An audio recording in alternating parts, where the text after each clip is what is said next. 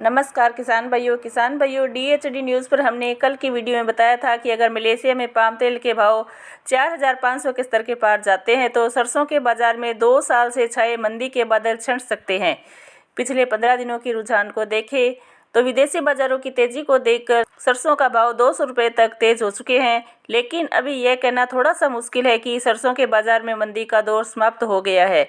इस समय सरसों का सीजन अपने पीक पर है और आवक 13 से 14 लाख बोरी के आसपास चल रही है। ऐसे समय में सरसों का बाजार घरेलू और अंतर्राष्ट्रीय घटनाओं के प्रति ज़्यादा संवेदनशील हो जाता है।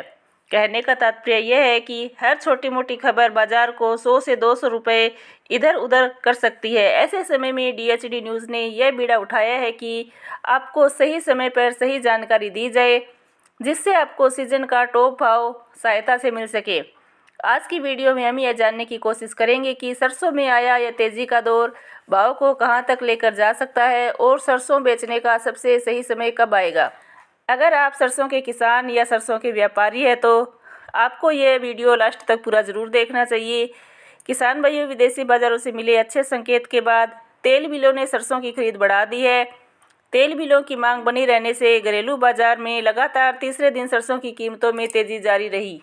किसान भाइयों, ब्रांडेड तेल प्लांटों ने सरसों के खरीद भाव में 50 से 75 रुपये प्रति क्विंटल तक तेज़ कर दिए हैं। सलोनी प्लांट पर एक बार फिर से सरसों के भाव ने 6,000 के स्तर को पार कर लिया है। सलोनी प्लांट पर सरसों का टॉप रेट 6,025 का रहा। इसके अलावा गोयल कोटा प्लांट पर रेट 5,350 के रहे। किसान भाइयों, विश्व बाजार में खाद्य तेलों की कीमतों में तेज़ी का रुख रहा। मलेशियाई पाम तेल के भाव में 2% से ज़्यादा की बढ़ोतरी हुई। वहीं शिकागो में सोया तेल का बाजार भी ऊपर की तरफ बढ़ा है। आपकी जानकारी के लिए बता दें कि साल 2024 में मलेशिया में पाम तेल का भाव 564 रिंगिट तक तेज़ हो चुका है। लगातार चौथे सत्र में तेज़ी दर्ज की गई और पाम के दाम एक साल से अधिक के उच्चतम स्तर पर बंद हुए। हालांकि बाजार के कुछ जानकारों का मानना है कि इन स्तरों पर विश्व बाजार में खाद्य तेलों में मुनाफा वसूली आ सकती है, लेकिन बड़ी गिरावट के आसार नहीं है। किसान भाइयों, जैसा कि आप सबको पता है कि सरसों का बाजार घरेलू कारणों के अलावा अंतर्राष्ट्रीय वजहों से भी ऊपर नीचे होता है। इस समय अंतर्राष्ट्रीय बाजार में आई तेजी ही सरसों के भाव को ऊपर की तरफ खींच रही है।